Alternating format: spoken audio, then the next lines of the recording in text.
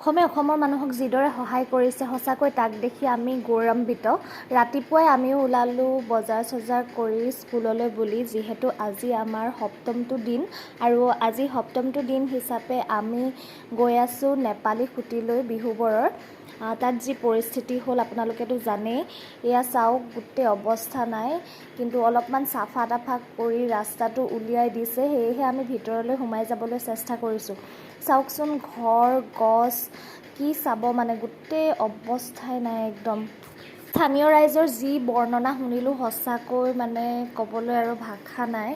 ইমান বেছি দুখ তেওঁলোকে পাইছে, গাড়ী চাৰিবোৰ একদম পলসত পোত খাই আছেগৈ। সঁচাকৈ তেওঁলোকে চকুৰ আগত যে কি দেখি গ'ল নহয়। নমস্কাৰ, আজি ডে' 7 টিম TRB আৰু ৰাইজৰ সহযোগিতাত আজি আমি নেপালী খুঁটি পালোহি আৰু এই পৰিৱেশ চাওক, সঁচাকৈ বৰ দুখ লগা পৰিৱেশ, ভাবিব পৰা নাই। ৰাস্তাৰ পৰা বুজি নাপাব, আহিহে গম পাইছোঁ। সঁচাকৈ এটাও ঘৰ নাইকিয়া কৰি পেলালে এই যি বানে।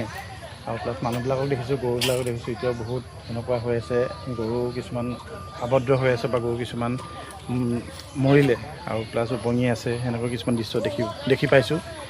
আৰু সঁচাকৈ এইটো বস্তু যেতিয়ালৈকে মানুহে নেদেখিবহি তেতিয়ালৈকে কেতিয়াও কোনো এক্সপ্ৰেছ কৰিব নোৱাৰিব। বহুত দুখ লাগিছে, কিন্তু আজি ইয়াত আহি পাইহে মই অনুভৱ কৰিছোঁ এই মানুহকেইগৰাকী কেনেকৈ থাকিলে, কেনেকৈ তেওঁলোকে দিন ৰাতি পাৰ কৰিলে, আৰু ক'বলৈ ইয়াত একো ভাষা নাই।